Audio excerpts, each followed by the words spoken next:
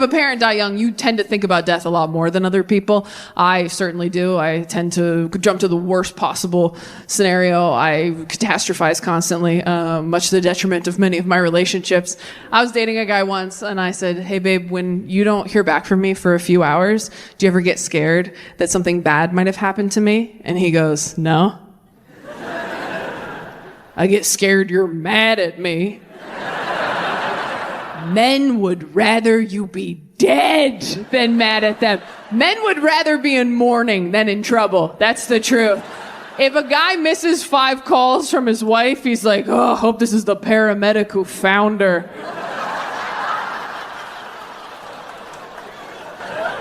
I also wish that joke didn't work. You know what's so funny to me about men who kill their wives? What? Well, just wait.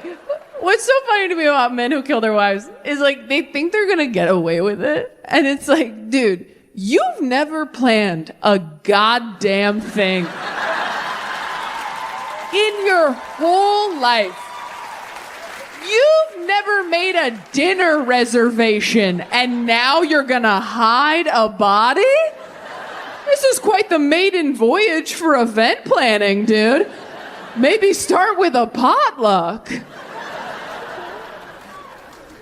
I do think I've spent a lot of my life being really scared of death. Therapy gets a lot better when you're single, too, because you have time to dig into things like that.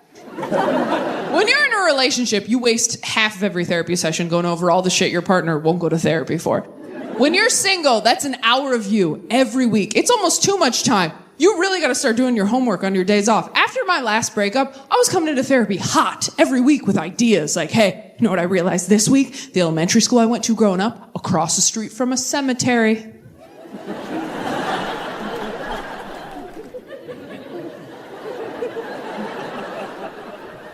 And she's like, okay.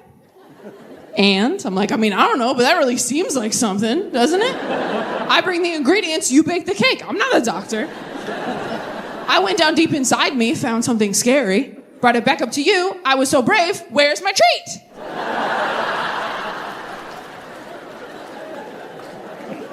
So brave. Favorite client. I really want to find out if I'm my therapist's favorite client. You can't just ask. They won't tell you. I've tried. The only way I can think to figure this out is to get in touch with another one of her clients. And then me and that client plan to call her over the weekend, separately, at the exact same time. Suicidal. And then we just see whose call she takes. We both want to end it. Who you want to keep here, Dr. S? And then whoever wins that face-off, we go to the next set of clients. And we just kind of do brackets, you know? Sort of like a March Sadness situation.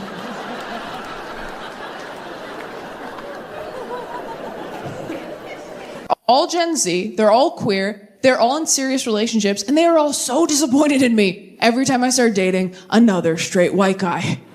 They're like, come on, Taylor, fuck the patriarchy. I'm like, you guys, I'm literally fucking the patriarchy. Do you know how hard it is to continue dating straight men when you are surrounded by 3 queer relationships up close? Queer relationships are the most beautiful, thoughtful, creative things I've ever seen in my life. My sister and her partner are in a romance novel. Every time I talk to them, I'm like, hey, I know you had a hard week at work. You doing okay? And she's like, yeah, I did. So to cheer me up, my partner got me my favorite snack in a limited edition flavor. They got me a little vial of sand from the beach we went to on our first date. And you know how I always wanted an easy bake oven growing up and never got it? They found one on eBay. I'm like, oh my God, are they cheating on you? She's like, what? No, they just listen to me when I talk and remember things I say. And I'm like, what? No, go through their phone. This shit stinks. Go through their phone, trust me. She's like, okay, how are you and your boyfriend doing, Taylor? I'm like, oh, we're good. My boyfriend bought me a hot dog because he wanted one, and I was there too. You had to be there. It was so romantic. He was like, what? Sorry, too, I guess. I don't mean to shit on straight guys. You're very sweet. I've dated a lot of you, but oh my God, you are so proud of yourselves for almost nothing in a relationship. It is impressive to watch. Honestly, a straight man will put a candle in his bathroom and be like, I changed my whole life for you. And you're like, you didn't even light it, man. It kind of smells like lavender if you get down real close. I'd trade this candle for a slice of empathy, if I'm being honest with you. Have you tried to explain the concept of empathy to a tall, handsome white guy? That is a delicate conversation. You're like, okay, imagine that you're me, but I'm not. Okay.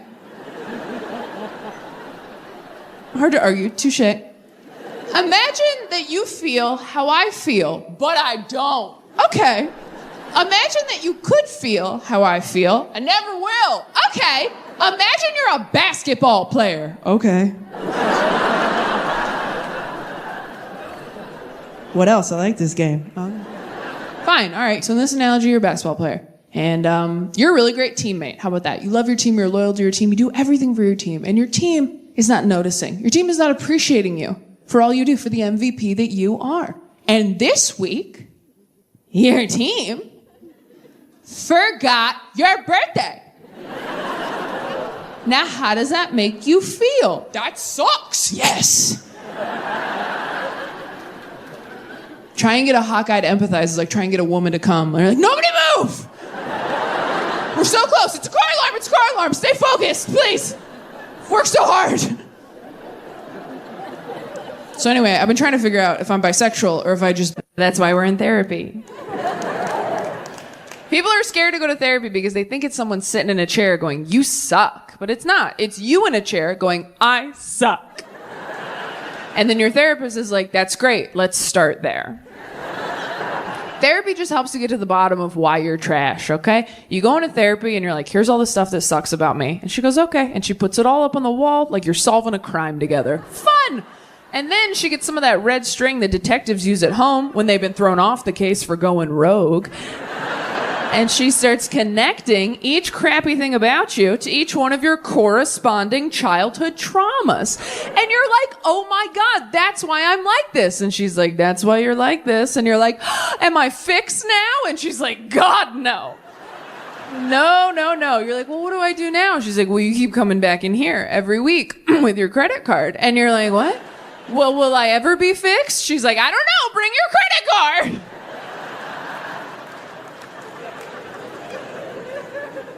I've got to the bottom of a lot of stuff in therapy. I'm an emotional eater. I don't know if anybody else identifies with that. Cool, 7 people. Everyone else is like, no, we just eat till we're almost full, and then we thank God for the opportunity, okay? Food is just fuel for me. If you're one of those, fuck right off, for real. I'll refund your money. I don't need your support. I'm doing fine. If you don't know what an emotional eater is, it just means you like eat to cope with uncomfortable feelings. So if I'm like sad or anxious or awake, I'd like to be eating to take the edge off. If you still don't know if that's you, you can ask yourself a few questions to find out. Number 1, when you eat nachos in public, do you get kind of mad that other people are there to see it? Do you feel like nachos should come with a privacy curtain? I do. Have all the best meals of your life taken place in your own car around 11 p.m. under a flickering street lamp? Have you ever eaten a brownie while you felt okay and wished you were sad so that it tasted better? Sounds like more than 7 of us. Which, hey, close enough, but it did make me laugh real hard. Just, who betrayed Jesus? Bob the Tomato! I remember he bounced in like, you're gonna die, Jesus! I'm kidding, they didn't do it. No, they didn't do the crucifixion on VeggieTales. They wouldn't do that. That's crazy, that's way too dark. Also, no arms, so who's gonna, who's gonna do the finale? What are they going to do, put baby carrots on Larry? That's insane. We can't do that. I assume, even if you didn't grow up religious, you know, like, Noah's Ark. Most people know that one. That's our big one. It's on the cover of all of our coloring books. Yeah, it really is a testament to how fucked up the Bible is that we read Noah's Ark and we're like, That's the kid's story. That story is dark as hell. It's about God drowning all his kids because they were being annoying. And we're like, yeah, that should be the mural in the nursery. Come here, little buddy. These are the animals he didn't drown. Oh, what a lucky horsey that got to go on the boat with one friend. It's the rainbow. I think they think the rainbow saves it. God sent Noah, who probably had some trust issues at that point, the rainbow as a promise to never flood the earth again, which I think is the darkest part of the story. Rainbow after a destructive flood. I mean, that's like buying someone a ring after you push them down the stairs. That's crazy. Every time I see a rainbow, I don't think of gay rights. I don't even think of rain. I just think of God going, I mean, I didn't kill everybody.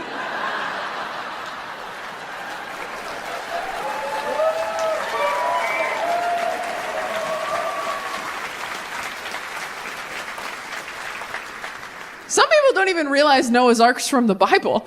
I've asked people, oh, do you know any Bible stories? They go, not one. I go, what about Noah? They're like, well, I know that one. Like, that's how much Bible stories have, like, infiltrated pop culture. So I can only see her every, 6 to 8 months. We got lunch a couple months ago. Our food comes to the table. She immediately sends her food back to the kitchen. Did you know you could do that outside of a film? She did that shit in real life. I go, oh my God, what was wrong with it? She goes, there was a hair in it. One hair. There would have to be a toupee on my lasagna. And even then I'd be like, I'm so sorry. I should have asked for this without toupee. I understand it's a garnish. It's just sort of triggering in this political climate, but I understand. It looks very natural. Thank you, chef. I'll pick around it. I really wanted to marry. And when it didn't work out, I was devastated. I said, really? I didn't know about this. And my dad goes, I did. She talks about him all the time. And I was like, well, wait, who was this guy? What was his deal? And she goes, well, he was really cool, actually. He was an Alzheimer's scientist. And my dad goes, notice how that's not cured yet.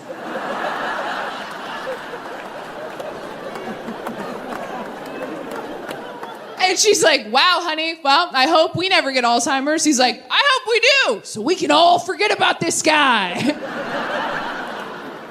I used to be way too loose with who I asked relationship advice from. I used to ask people in the audience, total strangers. I asked a couple in the front row of a show once, 2 couples therapists who had married each other, which I know, you ever see quadruple stuffed Oreos and you're like, enough, right? That is a hat on a hat. It's excessive.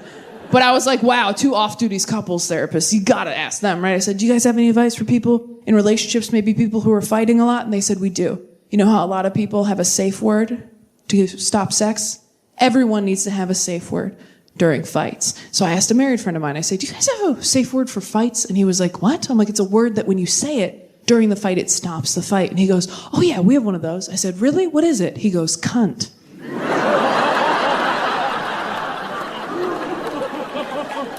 But I have to say it doesn't really work if she says it. I was like, Jesus, I was looking for pineapple, dude, but... I used to ask people for relationship advice after breakups because I thought that was me working on myself, but it really wasn't. It was just me trying to figure out how to get into another relationship as quickly as possible so I wouldn't have to work on myself. The reason people don't want to be single for long periods of time is that once you're single for a little bit, you start to notice, ooh, some of the issues in my relationships are still here. And it's just me now. There's only one set of footprints in the sand. And no one's carrying my ass, right? I've realized in the last year, I still have a lot to work on. I've realized I'm very petty in relationships. I realize that because I don't wear perfume when I'm single. Don't even think about it. I wear perfume when I'm in a relationship, though, because I know that if we break up and you smell that smell later, you'll get sad. And that makes me happy. I don't wear perfume to smell good. I wear it to haunt you later. I was on a first date with a guy. I realized we both had 3 younger siblings. I said, oh my God, let's text our sibling group chats right now. Ask them what our biggest flaw is. I'm so fun on a first date. I can't believe I'm alone. He texts his brothers, hey guys, what's my biggest flaw? And they write back, works too hard, cares too much. One of them wrote back dyslexic, which I thought was pretty funny. He couldn't read it, but I could.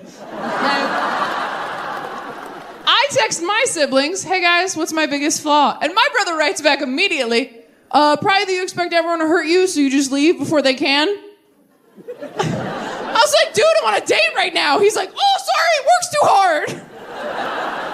I thought this was a secure line. I'm a very emotional person. I'm a very emotional partner. I think I'm run by my emotions. Did you guys know that some people feel their feelings privately? Have you guys heard about this compartmentalizing bullshit? Some people apparently have these polite little feelings that shuffle up to them during the day, tug on their sleeve, like, hello, excuse me. I need to be felt at some point whenever you get a chance. And you're like, oh my God, well, I'm at work right now. And you're like, oh my God, you're at work? I'm so sorry. Do you have time later? Well, I get off. I like that you can inconvenience your family after you're gone. That's fun for me. Because who's going to say no to taking your ashes home, first off? Like, oh, I couldn't possibly. There's no room at my house. We're full up on haunted cups. Like, nice try. Take me home. I'm so small, right? And then if you want your family to spread you somewhere, depending on how you feel about your family, that's where you send them, right? So if you love your family, you're like, I'd like you to spread me in Hawaii over 7 days of PTO. That's what I'd like. Love you guys, miss you. And then if you don't like your family, you can be like, have you been to Toledo?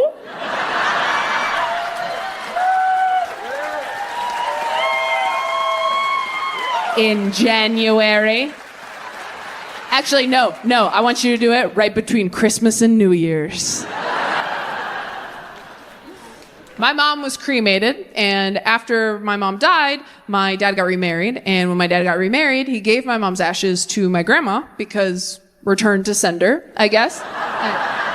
You're right, I am so sorry. Return to manufacturer, that's what it is.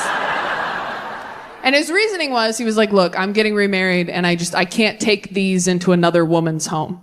And as his daughter, I was like, yes, you can. But as an adult woman now, I'm like, oh, no, you can't. I've dated straight men. I don't like it when they follow their exes on Instagram. You're telling me if he brought a little baggie of her bones inside and was like, this lives under the TV forever, I'd be like, cool, love that there. No, I'd be passive aggressive at best. I would probably flush a teaspoon of her every day. Just.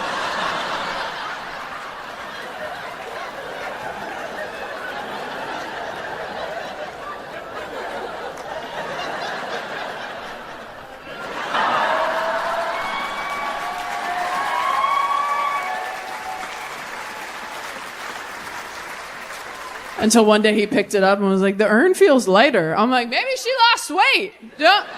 Not you body shaming the urn, babe. You know what's funny about that joke? I don't even really feel that way anymore. I think a younger version of me felt that way. When you're single in your 30s, you don't care about so much. You kind of just want someone who's not going to bug you. That's really, in my 20s, I was so insecure, so toxic. I was like, I need to be someone's first and only true love, their one and only wife. I need to be with someone who does not watch pornography. And now I'm like, you can jerk off to your dead wife if you want. I don't care. You want to put her bones under the TV? Is the TV playing my show? Then that's great. You put as many bitches up there as you want. We'll watch Love is Blind as a family.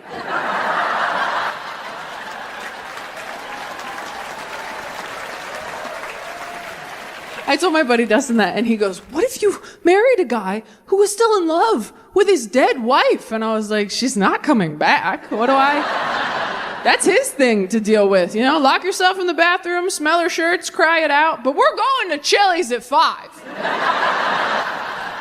And the coupon's for 2, not 3. So get it all out of your system, babe. Hell, jerk off into the urn if you want. Hey, when life gives you lemons, make cement or whatever. It's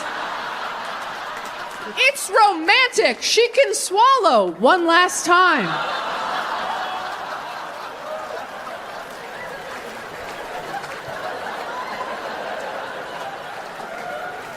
Shame on you for laughing at that. I do think my fear of... I have to be honest, my career is going very well right now.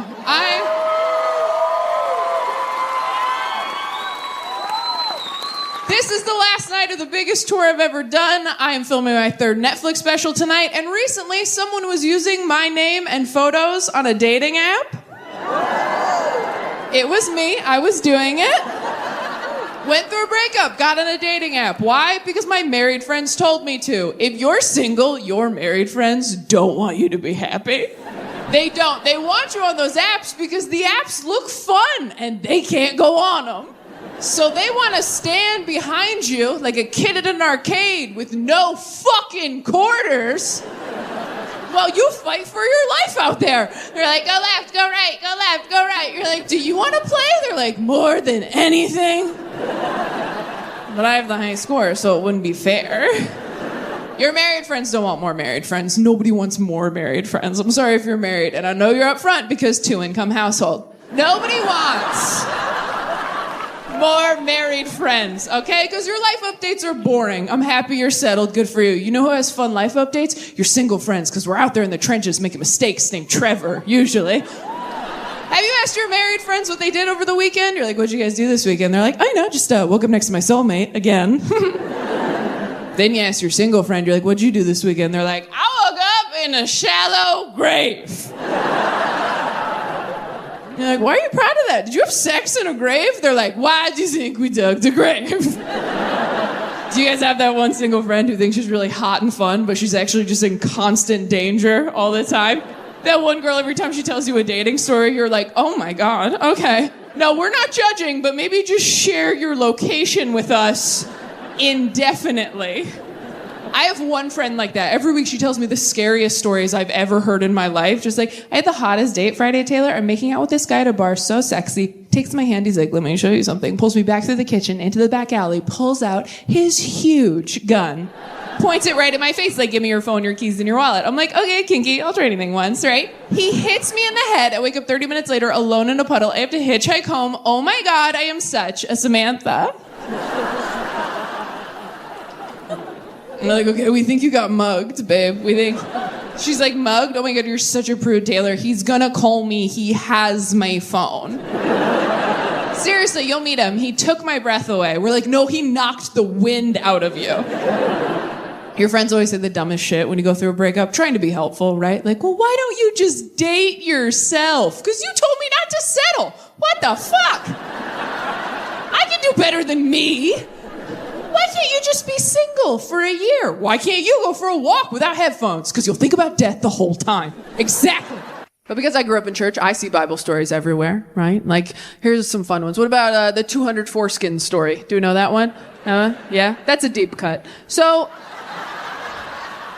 in the Bible, David wanted to marry Saul's daughter, and Saul's like, you can marry my daughter if you bring me back the foreskins of 100 of my enemies. Which, like, whoa, Scorpio, am I right?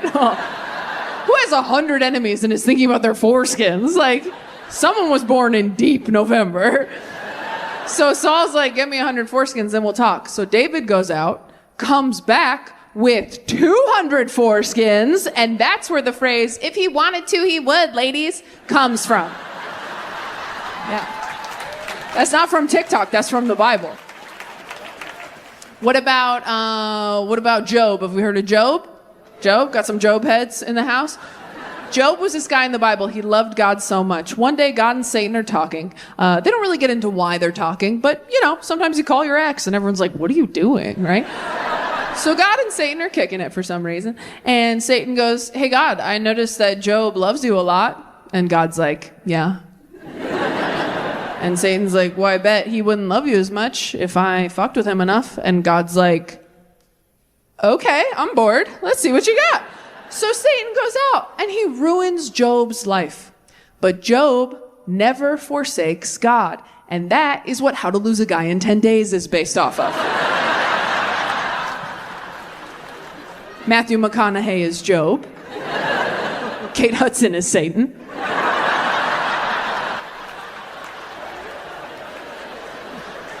When I say that I came out in the last couple of years, I just mean publicly, right? Like, I came out to friends earlier than that, but I don't think I did it right. I think I was too casual about it. I think I was supposed to do like an episode of Glee, and I just sort of mentioned it, like, oh, by the way, I think I'm going to date women now too. And they were like, okay. Like I said, I was vegan or something. Like, okay, we'll see how long that lasts. You need iron, bitch. Like, they were not... They really accepted it once I had my first girlfriend. I started dating this girl who was so hot. I was like, oh my God, am I Pete Davidson?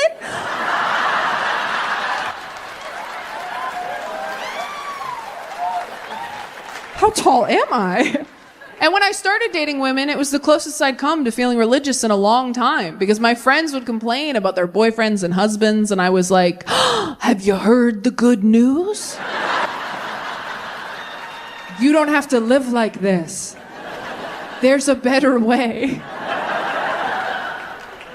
Then once I had a girlfriend, then my friends started coming to me with a lot of their questions. They started coming to me with their millennial regrets. Do we have any Gen Z in here tonight? Oh my God! Shut up, really? Okay, everyone be cool in front of my new friends. All right. Now, Gen Z, you won't really get this because you guys are very good at exploring your identities and sexualities. You want to know who you are and what you're capable of. And what you have to understand about us millennials is we wake up every day and look in the mirror like, shh.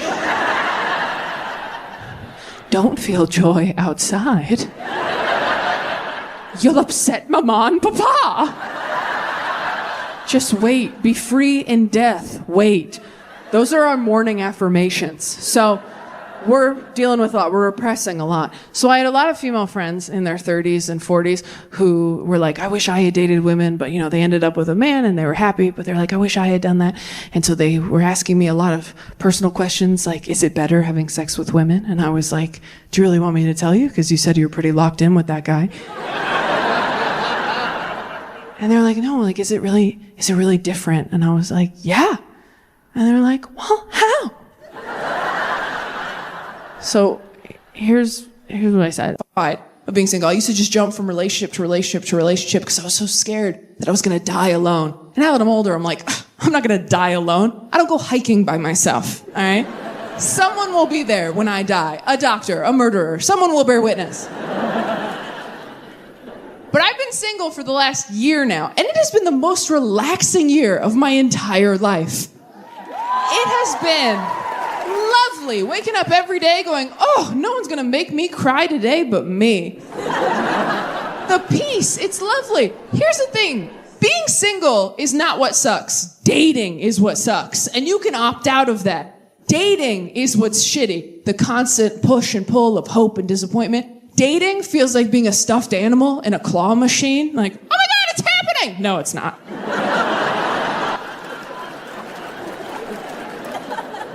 Oh my God, here we go. Wow, can't believe I told people. That's embarrassing. And you're just moving me over to get to something else. I understand. I get that. And things change so quickly as you're getting older, too. I had a friend. I didn't talk to her for a couple weeks. I called her to catch up. She goes, you'll never guess. I think I met my soulmate on Bumble. Gone, just like that. They're getting married this spring. We were lying in the same pile of stuffed animals for years. I closed my eyes for 2 minutes, and when I opened them, she was outside the glass going, it'll happen for you too!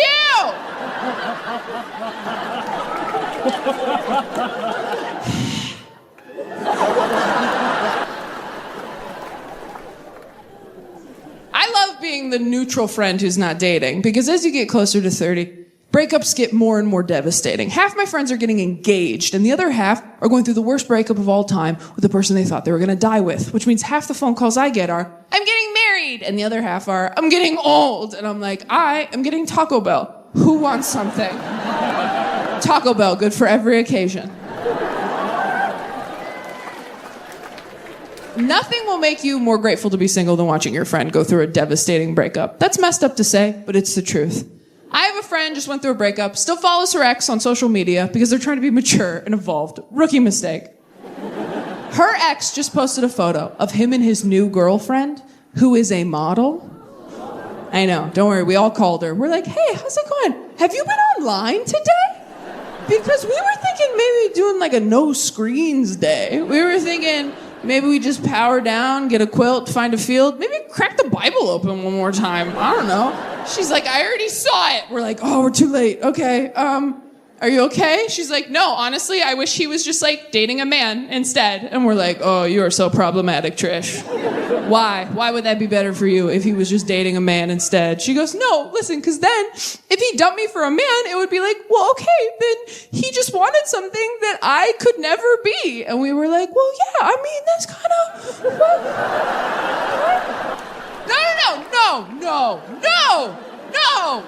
No, we think you're so pretty, babe, but like a model? Like that's kind of like a different, like look around. Don't you think if you were a model, we'd all be models? But this isn't model squad. This is personality squad. Like this is a different team you're on.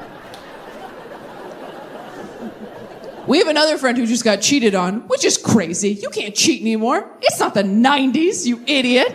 Your phone is tracking your every movement. You're going to get caught. You're going to go out and buy your side chick flowers. Your wife's going to get a text from Bank of America like, we noticed that Steve was being thoughtful? That just seemed like suspicious activity over here at BOA, because we know that POS. I think it's important to hang out. I actually did get into a new relationship pretty quickly after I called off my engagement. I wasn't trying to. I really wasn't. A lot of my friends were like, you should stay single for a while. You should maybe get a cat. And I was like, hard pass. I have never left an interaction with a cat feeling better about who I was. Every cat reacts to people the way I react to seeing girls I went to middle school with in a Target. Just like... oh, no! Like, that's every cat. I don't want to come home to that energy. But I wasn't looking for a relationship. I was trying to have like a fun, sexy fling, which doesn't usually go great for me because I have this round, wholesome face that people think they should build a life with. Every time I'm like, we could bone or whatever, you guys are like, no, I'm all right. But you could meet my mom. Do you want to do that? You seem like you'd be better at meeting my mom than having sex. And they are not wrong, all right? I will meet your mom all night long. Moms like me so much for no reason. I was dating a guy years ago. We were totally on the rocks having problems. And I went to lunch with his mom hoping to get some advice. And halfway through lunch, she puts her hand on my hand and goes, you know, Taylor, my son's a lot like his father. And if I could go back in time, I don't know that I'd marry his father again.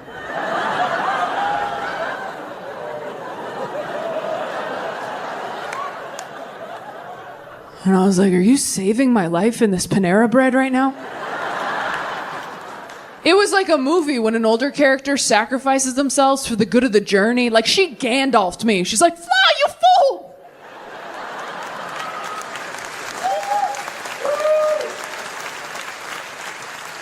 She was a bad mom and a bad wife, but such a good friend. Oh my God. Hoes before sons, am I right? I think about her every day. And my boyfriend wasn't looking for a relationship either when we met. Straight dudes usually aren't, you know? Women are surprised when they find a guy who can make them come, and straight dudes are surprised when they find a girl who can make them feel genuine feelings in their heart. Like, women are like, he got me off 3 times, and guys are like, I mean, I just fucking like her, dude. Like...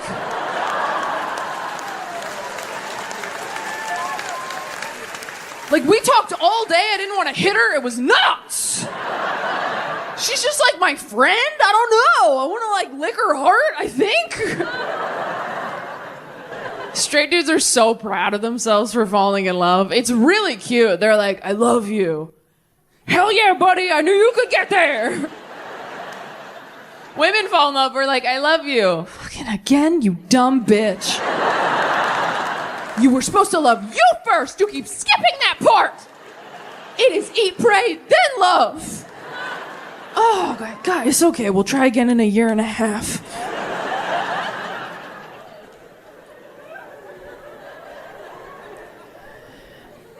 My boyfriend is 7 years older than me because I need to get back at my dad for some stuff.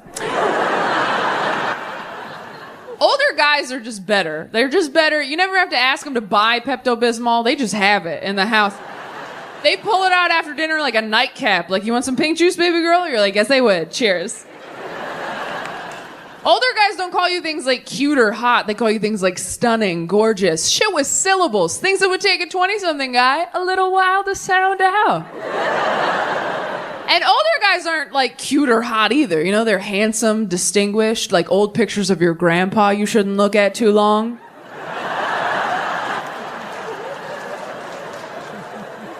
You ever find one of those in an old dusty box? You're like, who is that? Oh, that's wrong. Okay. They're not your family in those pictures yet. They're just the past. It is a gray area. Oh, I'll get weirder. You ever see a picture of your parents when they were young and hot and you get like weirdly mad because you know they would have never dated you? I saw a picture of my dad in college football once. I didn't talk to him for 3 weeks. I'm like, you would have left me at a drive-in, you Danny Zuko piece of shit. He's like, what? I'm like, I can't hug you for a year and I don't want to talk about it. Now, does anyone think they have a weird sleep tip? Super weird. Oh, wow. We got a confident hand right here. What do you got? What is it? Sleep in a different city? Bitch, do you know what my job is? Sleep in a different city?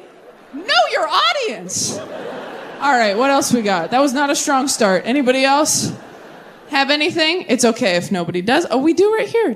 One thing I found is get a very firm, advanced back support mattress. Get a very firm mattress. Okay, do we need to hear the instructions again?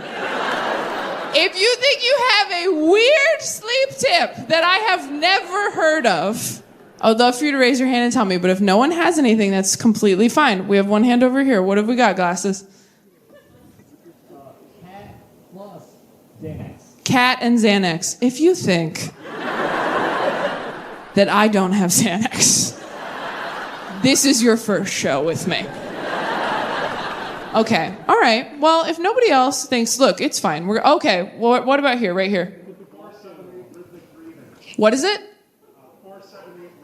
Rhythmic breathing. Okay, you guys, I'm gonna be honest. Y'all shat the bed on this one. These were some basic answers, and that's okay. What? Did someone say read a book? I'm gonna fuck you up after this show. Meet me in the parking lot. Read a book. Oh my God.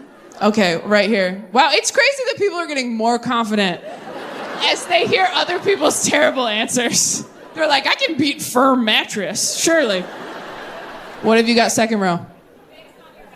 What's on your back? Vicks on your back. These are not good, you guys. Thank you for playing. All right, what is the last one? Stretch for 5 minutes? I'm never coming back to this city again. With the guy she's dating. I was like, really? She goes, yeah, would you ever have a threesome? I was like, oh my God, no. I don't even want to hang out with 2 other people. I've never been in the middle seat on a flight fighting for an armrest, wish we were all naked. That would be cool.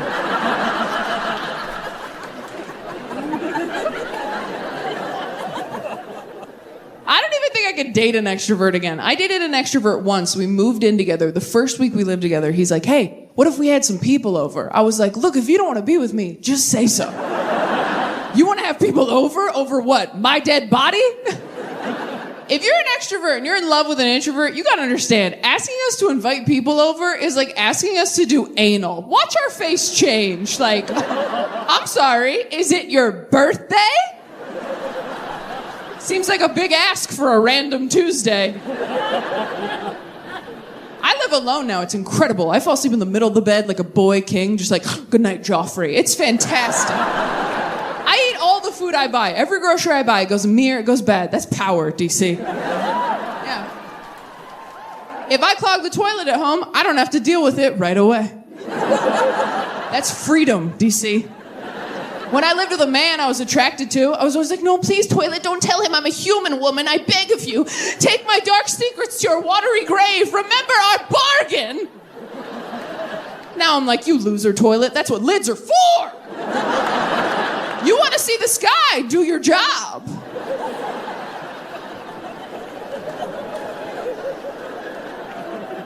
I was so afraid of being single all throughout my 20s. I was terrified. When I was 8, I was like, the only people I know with dead moms are Disney princesses. So this sucks, but am I about to get hot? Then I hit puberty and I was like, oh no, I guess God just hates me right now. That's a bummer. That's a joke. God doesn't hate anybody, all right? Not anymore. But have you read the Old Testament? Holy shit.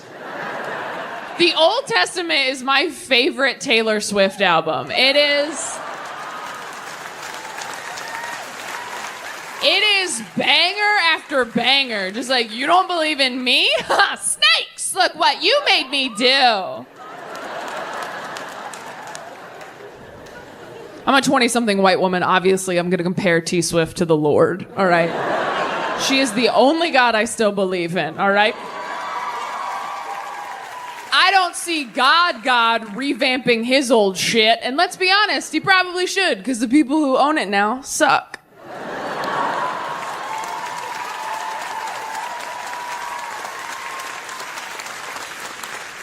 It does grow you up very quickly, losing a parent that young. I mean, I saw a dead body when I was 8, which means I saw a dead body years before I saw a dick. And that is not the order this shit should go in, according to the American Girl Body Book. Although maybe it should be, because you know what's crazy? A dick, way more traumatizing than your dead mom. Oh my God, it's so much worse. I saw my mom, I was like, that lady used to make me snacks, now she's very still. I saw a dick for the first time, I was like, oh my God, who took Jabba the Hutt's eyes? You have done nothing for me. No, I didn't say Beetlejuice even one time. I haven't seen that many dicks, and I don't want to see any more. And it's nothing against men. I'm attracted to you for some reason. But I swear to God, every time you see a new dick, there's an adjustment period, isn't there? Just a real quick, like, and we're back in it. All right. I have stayed in relationships too long because I just wasn't ready to see a fresh one. I just couldn't wrap my head around it, literally or figuratively. I just didn't have it in me. Couldn't have it in me. And I don't care how many dicks you've seen. Every time you see a new dick, it feels like jumping into a cold pool. Just like, whoa, all right, let me just swim around, get used to this one. Okay, all right, this one's deeper than the last one, but that's okay. That's all right. This is why we take our arm floaties, you know, for moments like these. Okay. Just control your breathing. Hot girl summer, bitch. You can do it. I think of the genitalia options available, I think dicks seem friendlier, you know? They're up, they're happy to see you, they're wagging. I've never had sex. It's like a front tail, right? I'll Google it, it's fine. It's all speculation. I've never seen a vagina, not in my own, I'm a Christian. But from what I hear, it is very spooky down there. It's just a dark, spooky hole. Like, a hole? I'm sorry, what? Every time someone fingers me, I'm like, you are very trusting, sir. Because I don't even know where that goes. That might be where I keep the bipolar. That might be where it has been. Actually, if you see any, could you scrape it out? Could you? Just like a mental health pap smear? Can you just do? Don't do that. Like, you gotta hook your finger. Like when a baby's choking, are you familiar? If you do that, it'll push it in too far. It's too late. But if you hook your finger, you swipe it, that's how you get it out. I like doing that joke because it goes too far, but you do learn something that could save a life.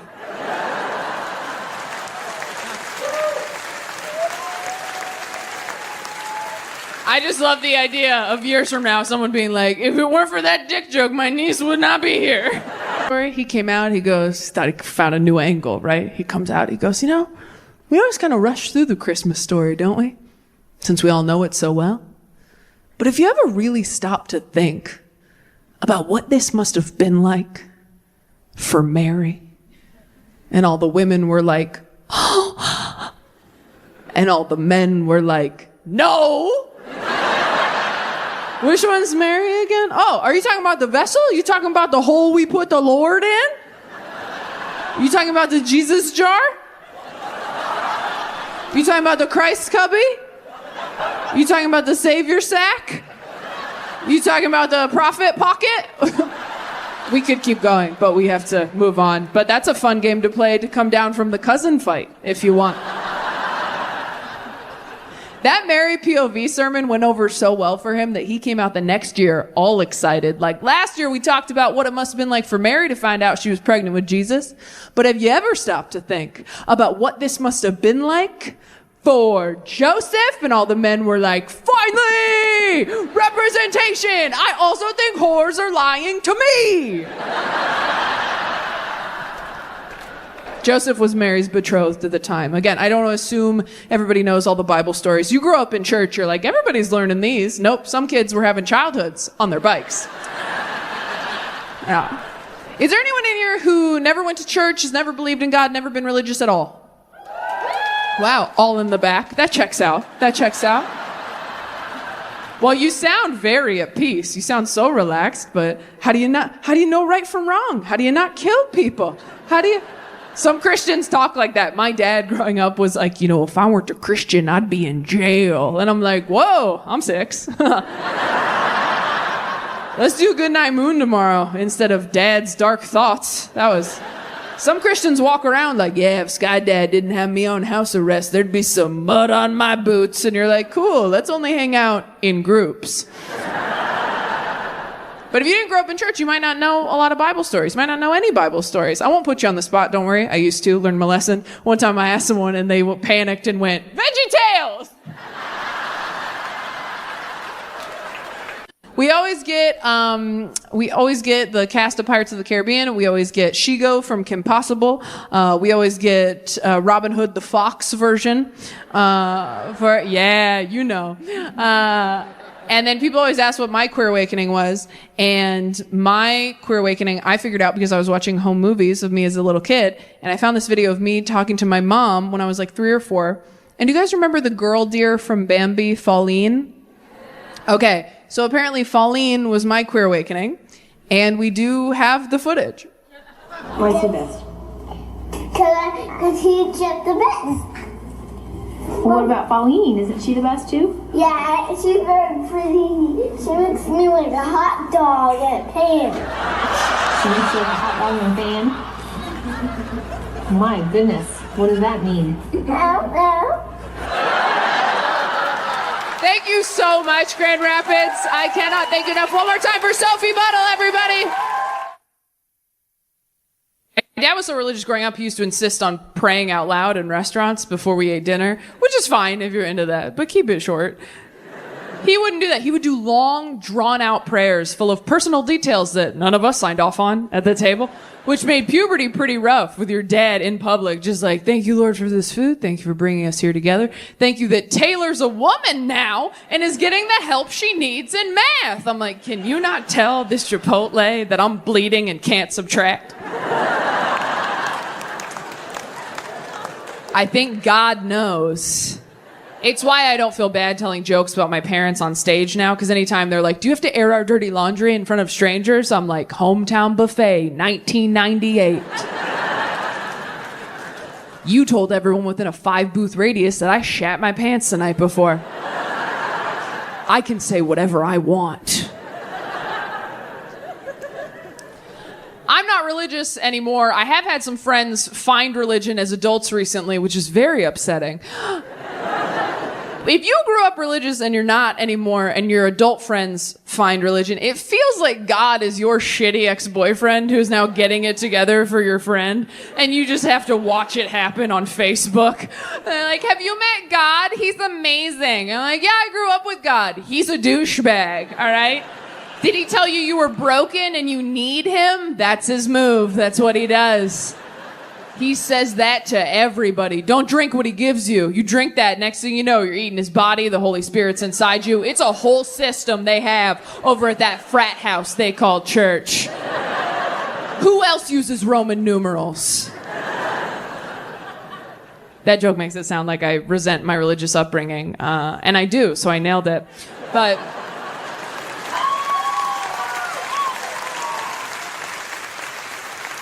no, honestly, if I had to come up with some stuff that was like positive about me growing up religious, I'm sure I could with enough time and money. But I do have some issues with it. It gave me some serious trust issues. And it just made me weird growing up in church in ways that I am still discovering. For example, I just found out that I masturbate wrong. I will back up. Okay, so when I was growing up in church, kids had youth group. And at youth group, they were like, don't have sex. And we were like, for sure, for sure. And then they were like, don't even masturbate. And all the girls were like, okay, we didn't even know that we could. And all the boys were like, why? And the way they explained it to us was, our youth pastor told us, he goes, it's not the physical act of masturbating that's the sin, you guys, all right? It's not even the orgasm. In fact, if you have a wet dream, thank God for the freebie and have an awesome day. But what are you thinking about while you're doing that to yourself, guys? That's what the sin is. It's the lust in your heart. It's the impure thoughts in your head. That is what the sin is. So when I got to be an adult and I wanted to masturbate, I was like, well, if I just don't think about anything,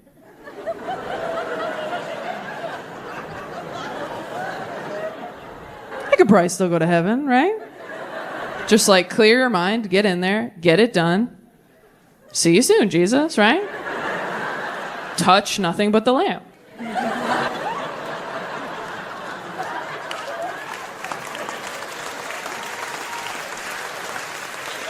So I've been doing this my entire adult life. All my friends are like, you gotta meditate. I'm like, I think I do. And I do mean my entire adult life, by the way. I did not masturbate till I was a grown woman. I was that afraid of going to hell, all right? Yeah. I had my first orgasm with my college boyfriend. Do you know how embarrassing that is to get your first orgasm from another person? That's like having a realtor show you your own house. They're like, and over here we have a second bathroom. You're like, a second bathroom? Like, you've been here for 19 years. You never went poking around on your own? You're like, I did once, but I thought Jesus would get mad. So, yeah, I don't actually own this place. I'm just renting it from the guy upstairs. And if I flood the basement, I do not get my security deposit back. So, is there anything else I should see while you're here? She's like, yeah, let me show you the doorbell. I'm like, oh, is the doorbell even important? She's like, the doorbell is the only thing that matters. Nobody comes inside without touching the doorbell.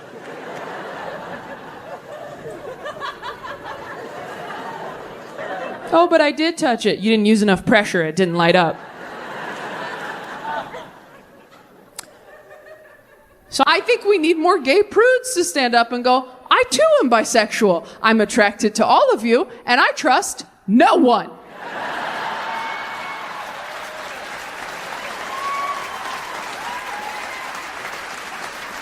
I would, but I will not. It's also scary to say you're bisexual for the same reason it's scary to say you're suicidal. There's always going to be people who are like, if you don't go all the way, you just want attention.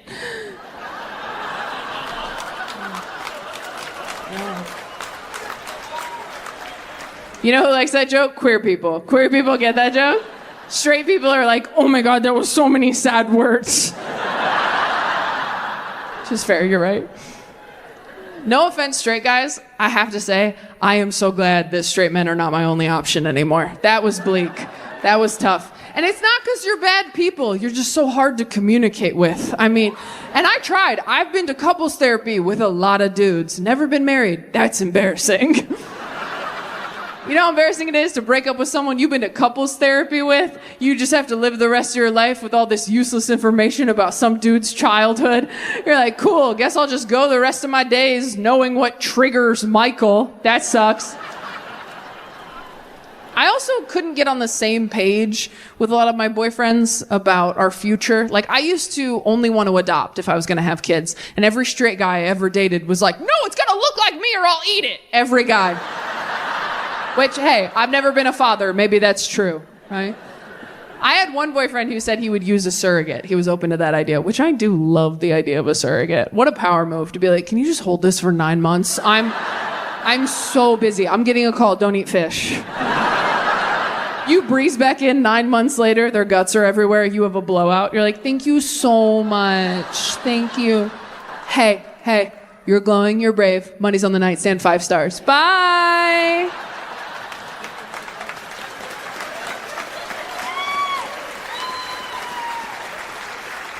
You're like, that was a lot. I'm going to do no contact delivery next time, I think.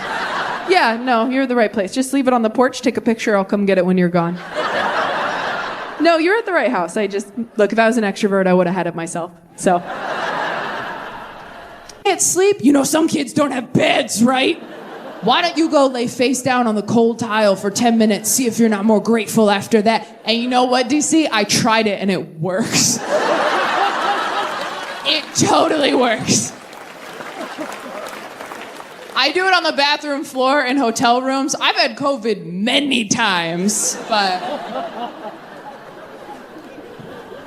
I want to get a handle on my anxiety because I know if I didn't have anxiety, I'd be a totally different person. The worrying alone takes up so much mental and emotional energy every day. And it doesn't help. It doesn't prepare you for anything bad happening like you think it will. I told my therapist this recently. I go, I know worrying doesn't do any good, right? I go, what's that one quote by that great philosopher? When you worry, you just suffer twice. She goes, I don't know that one. Who said it? I looked it up. It's from a fucking Harry Potter prequel. I was so confident, I Googled it in front of her. She's like, what philosopher said that? I'm like, Newt Scamander? Shit. I think it was a fortune cookie. Can we just move on? I don't want to talk about it. I don't want to talk about it anymore. Without anxiety, I'd have a totally different personality because so many decisions I make in life are fear-based, or though so many decisions I don't make are fear-based. I watch the same shows and movies over and over because it calms me down. I know what to expect. It doesn't stress me out. I date the same type of person over and over because I know what to expect. It doesn't stress me out. If you think you have a type, you don't. You have anxiety. See someone. I have 3 binged Euphoria too fast. Because I've been trying to date women, but it is so hard. I don't know how to get women to like me. I know how to get men to like me. That's easy. You just trick them. You just wait until they kind of like you, and then you're like, you don't like me. And they're like, yeah, I do. And you're like, no, you don't. And they're like, yeah, I do. And you're like, no, you don't. And they're like, yeah, I do. And you just do that until they get you pregnant, I think. You just have to turn it into a fun challenge for them. Like, bet you can't spend the rest of your life with me. And they're like, fucking watch me, you bitch. It's like when you ask a kid to take out the trash and they're like, no. And you're like, I'll time ya. And he's like, and you're like, see, you didn't even think you wanted to do that. He's like, who cares? I'm the fastest boy alive. Hitting on women is so much harder. It feels so much more delicate. Like, hitting on a woman feels like trying to skip a stone on a lake. Hitting on a man feels like throwing a brick through a window. I'm like, I don't even really care. I just want to see what happens. I'm not going to live here, right? I might be sexist. I'm hearing it now as I'm talking. I think I'm sexist because when a man rejects me, I'm like, this idiot. But when a woman rejects me, I'm like, she probably knows what she's talking about. So I was talking to a friend of mine about it because, you know, you don't want to just like, it's scary to just say you're bisexual because then someone's always like, fucking prove it. Here's a picture of Margot Robbie. Are you wet? Let me feel. Like everyone's real aggressive about it. It's weird. You gotta like prove it to people. But I was asking my friend about it and she goes, well, obviously sexuality is a spectrum. She watched Euphoria too. But she goes, I know that I'm super straight because I could not go down on another girl. I think that's gross. And I was like, okay. Let's think about this, Taylor. Why are you not going down on a girl right now? Is it because it's gross to you? And I was like, no, it's not that it's gross to me. It's that I really don't want to be bad at something as an adult, okay? My brother is trans, my sisters are gay, and I identify as afraid. I am so afraid of failure. I can't even stick with new hobbies as an adult. How the fuck am I supposed to get good at... Getting good at going down on women to me would be like learning how to play the piano. I would love to have that skill. I would love to bust that shit out at parties, impress everyone. But I don't have the time or humility to sit down and learn new fingerings. I don't have it. I get halfway through Jingle Bells, I'm like, fuck, I suck. I should have started at 12. I'll never catch up. I already know how to play the clarinet. It is not my passion, but I have the respect of my peers. I have many years of experience under my belt, under someone's belt, under some belt. And when I was a kid, I didn't know there was another option. When I was a kid, they were like, you're a girl, you play clarinet. And I was like, what about piano? Could I play piano if I want? And they're like, sure, you can play piano. If you want to go to fucking hell. Anybody else religious trauma? Do we have any of that in here? Okay. I'm so sorry if you don't have any. I know I'm a broken record about it. I should shut up about it. But I keep realizing new things every year. For example, did you guys know that when you come, you're not supposed to yell, take that, Jesus? Did you guys know that? I wish that was a joke, DC. I really do. Grow up religious. A lot of people grow up sheltered, you know? Round of applause. How many people did not get a sex talk in here? Didn't get one. Round of applause. Oh, yeah, see? All right, now round of applause. Who did get a sex talk growing up? Who did get one? You did right here. Do you mind me asking you how old you were? Is it okay that I'm talking to you? I just want to make sure. If I talk to you and you're not into it, that's completely fine with me. I wouldn't talk to a live entertainer either. Do you consent to crowd work? I need a verbal yes, not just a thumbs up. Yes, see? Not that hard. That's how it's done. All right. All right. How old were you when you got the sex talk? 9. Okay. That seems a little early, but also kind of okay. I don't know how tall you were at 9. Right? Were you asking questions, or were your parents just like, it's time? My mom took me for a picnic in the garden. Your mom took you for a picnic in the garden? Fuck you so hard. Are you serious? Your mom took you to a picnic in the garden to tell you the horrors of sex. I'm sorry, I'm having an emotional reaction to that. That's the most beautiful thing I've ever heard. This secret garden sex talk. Holy shit, okay, wow. What's that like, Lorelai Gilmore? Fuck me. So you weren't asking questions or anything. Your mom was just like, it's time. Oh, you were asking questions. See, a lot of people ask questions, and I didn't realize all these kids were so smart.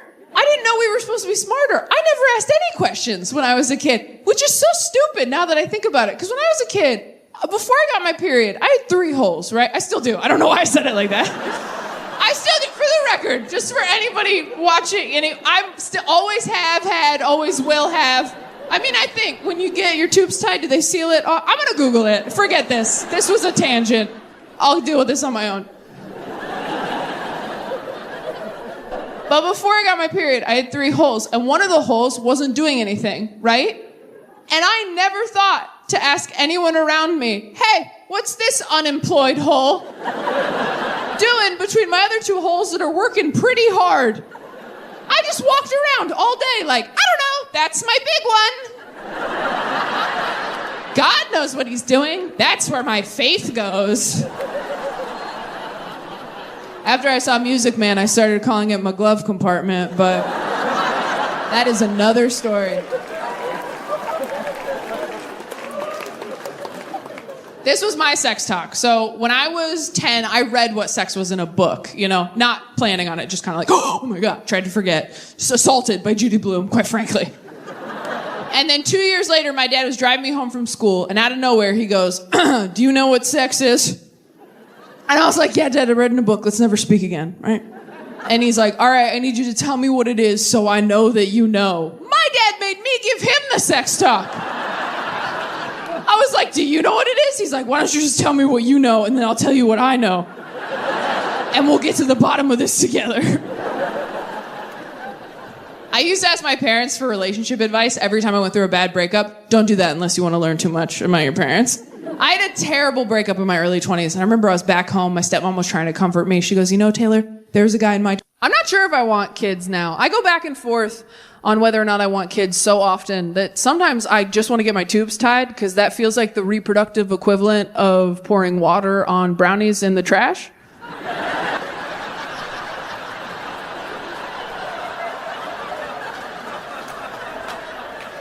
You know, and you're like, I'm going to want these later. But I'm thinking straight now. So I'm going to remove the option. If you're not laughing, congrats on having a healthy relationship with food your whole life. Do we have any moms in here that wouldn't mind? Oh, good. You're like, yes, I am. I love that. That wouldn't mind me asking them personal questions about childbirth. Love it. Your hand's still up. Love that. Moms are so cool. They're always like, yeah, sure. I'm an open book. Literally. They cracked my spine on the way out. So I would love to share. Okay. How many kids do you have?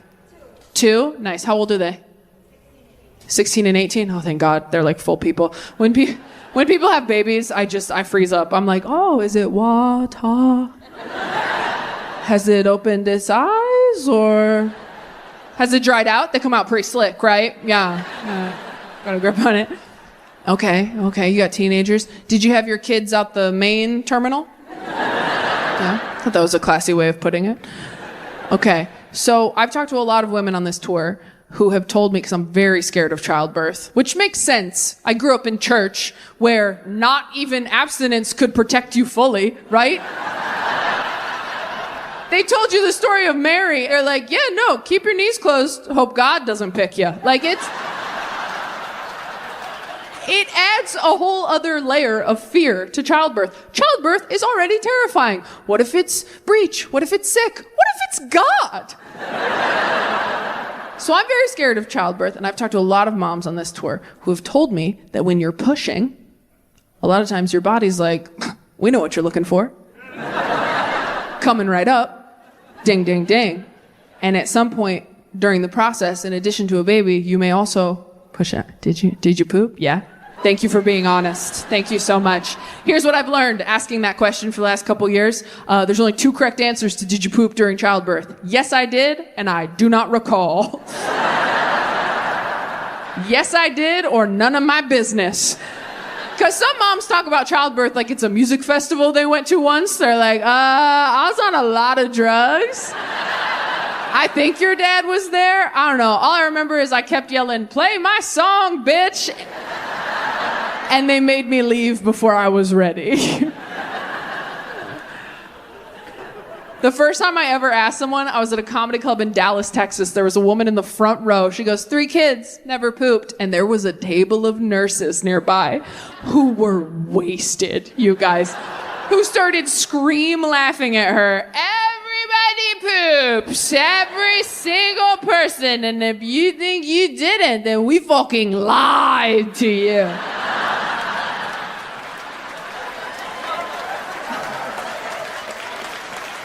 And I had to watch this whole woman's world change. It was like the Truman Show. I felt so bad. I was trying to save the vibe in there. I was like, hey, babe, don't feel bad. Even if I, airlift mine out, I'm going to poop on that table just to show him who's boss, right?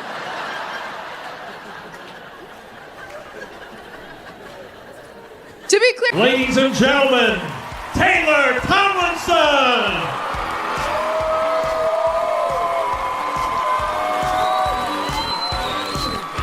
The boys wanna be her. Boys wanna be her. Girls wanna be her. Boys wanna be her. Girls wanna be her. DC, how we doing? How stupid was that? I came up from the floor like I'm a fucking Jonas brother. I know that was silly, and it was my idea. I was so embarrassed that I thought of that, but it was too late when we got here to change it because men with jobs had built it. And were operating it very well, I might add. And I was just like, we can probably just scrap it, right? They're like, well, this is like a week of our lives. So I know that was dumb. Thank you for indulging me. How we doing, DC? Thank you so much for coming. So I got HR training. I've never had that before. There's no HR in stand-up comedy. It's the opposite, in fact. They're like, are you harassing people? Great job. Start a podcast. It was fun, that HR training. I learned a lot. Did you know we're allowed to fuck people at work? Did you know that? Well, people from work, you got to take them somewhere else. But I thought everyone at work was off limits romantically. Now, according to Jill from HR, she's like, no, you can date. You just have to tell us if you are. And I go, oh, because then you'll tell our higher up bosses. And then she goes, no, you just have to tell us. And I was like, who are these sick little freaks in HR? Who are like, no, you can fuck each other. You just have to tell us everything. Was it good? Do you have photos for the PowerPoint? That PowerPoint was fun. The one where they go through all the different scenarios, ask you, is this appropriate or inappropriate? Spoiler alert, they're all inappropriate. I didn't know that. I thought they were supposed to inspire conversation and debate. No, they're all a pretty clear thumbs down if you know what you're doing. I had my own private HR training, probably because they knew I was the weakest link on set. So they did it during my hair and makeup. So it was me, Deb, and Havana who did my hair and makeup for the show. Jill is going through all the different scenarios, right? She goes, all right, scenario number 1. Kyle tells Sharon on her birthday, doesn't matter how old you get, I would still be down. And he winks at her. Is that appropriate? And we were like, do you have a picture of Kyle?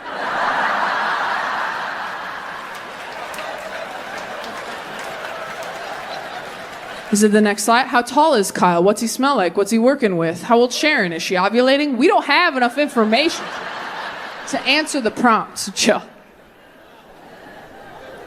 Play an important role in their lives. I love to third wheel it with my married friends, go out to dinner, see a movie, because I love that moment when they walk up to meet me in front of the restaurant and I can tell that they've been fighting in the car. Married people think you hide it so well. You're just like, let's just table it till later. Let's just table it till later and have a nice evening. And then you come in real sweaty like, hey, it's good to see you. Glad we're finally doing this. Did they bring bread? They should have brought bread. The bread should have beat us here. Hey, can we get some bread, please? Can we get something to do with our hands other than attack each other, please? How are you? Tell us about you. Don't make me look at her. Don't make me look at her. And that's when you, as a single friend, get to tell your married friends all about dating nowadays. You get to tell them about the ghosting and the catfishing and the deep fake AI porn. And you know they get back in the car a few hours later like,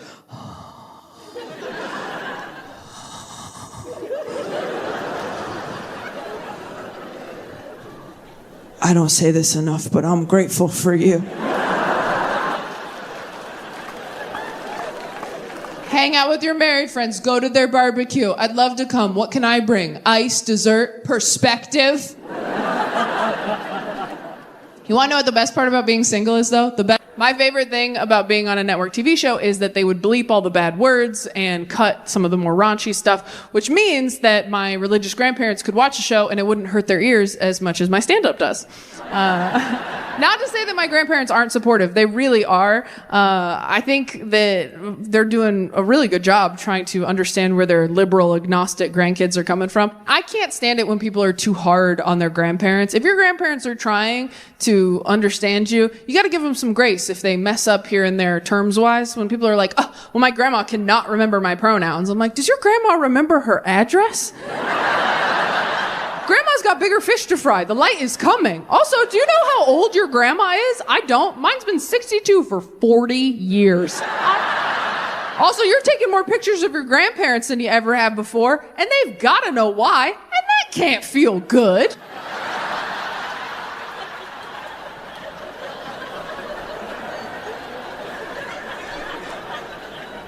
My grandparents are the best example I have in my life of Christianity done right. They're very loving, forgiving, non-judgmental people. But my siblings and I are all agnostic because we didn't grow up with that type of Christianity. We grew up in our scary Christian house. And when you grow up with something that hurts you as a kid, you don't really want it in your Barbie dream house as a grown-up, right? I also don't wear belts or use wooden spoons. That's not a coincidence.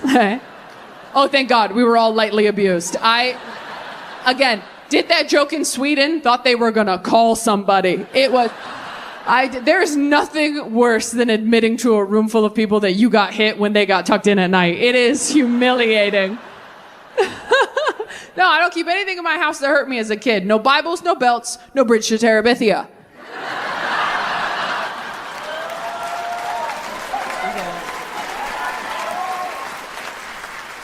I'm hoping the author sees this and writes me a personalized apology. I do think that when you grow up in a scary religious environment, you spend a lot of your young adulthood untangling who you are from who they wanted you to be. Like, I just came out like being called like a slut and a whore, and I'm like, oh my God. If you like being called a slut and a whore in bed, your parents loved you so much. Like, dirty talk is hot because it's shit you've never heard before. Ooh. If someone called me a whore in bed, I'd be like, excuse me? That's what my father calls me. That is a family name. Boundaries, sir. Look around. Is this sex or Thanksgiving? Read the room. I want to hear some shit in bed I've never heard. I want to hear like, hey, I set up a college fund for you. I think your arms look too thin.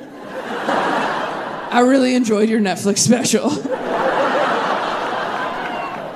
I have some daddy issues. I'm working on them. In therapy, not in my relationships, not anymore. I used to put my dad and my ex-boyfriends on the same group text and write in all caps, I don't feel pretty today. Whose fault do we think that is?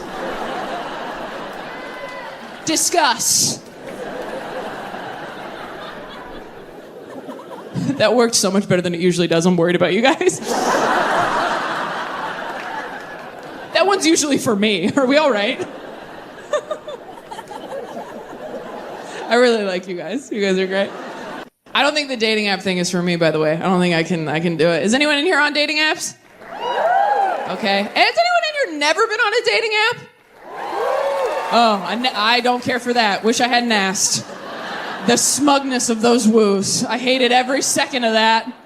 If you've never been on a dating app, let me tell you what it's like. Every dating app profile, you get 6 photos of what look like 6 different human beings. And then you have to go and sit at a coffee shop and wait for them. Like, come on, picture number 3. Come on, picture number 3. And then he gets there and you're like, God damn it, it's 4. But you can't just leave. You got to sit there for 45 minutes, nodding and smiling, knowing you're going to ghost him later. You feel creepy. You feel like Haley Joel Osment in The Sixth Sense. Just like, oh, he doesn't know he's dead yet.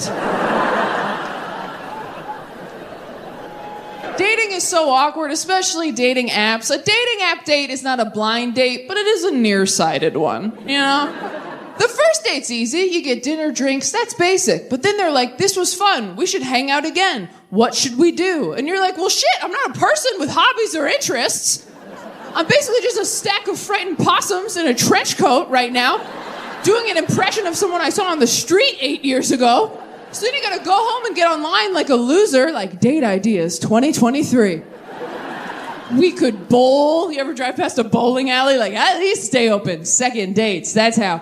We could bowl or mini golf. Is laser tag a real thing? You're just doing shit church youth groups do when they're trying not to touch each other. Just lace up those bowling shoes, my man. You're either gonna commit to me or Christ tonight.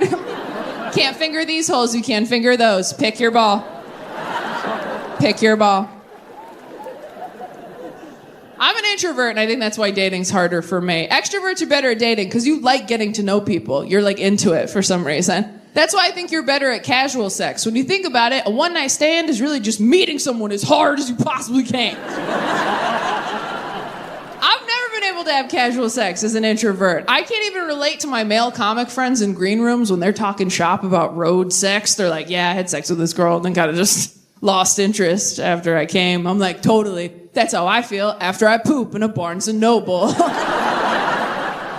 Right? Because it's like, I got what I came for. We can go. But those are my most fun friends to talk to. My friends who have casual sex regularly, I always want to hear their updates. I have a friend, she's on Tinder. I call her every Monday. I'm like, hey, how was your weekend? She goes, great. Remember that guy I told you about? He is so good at dirty talk, Taylor. I'm like, what's like good dirty talk, in your opinion? She goes, I think the biggest difference between having sex with men and women is when you're having sex with a woman, you're there the whole time. You know?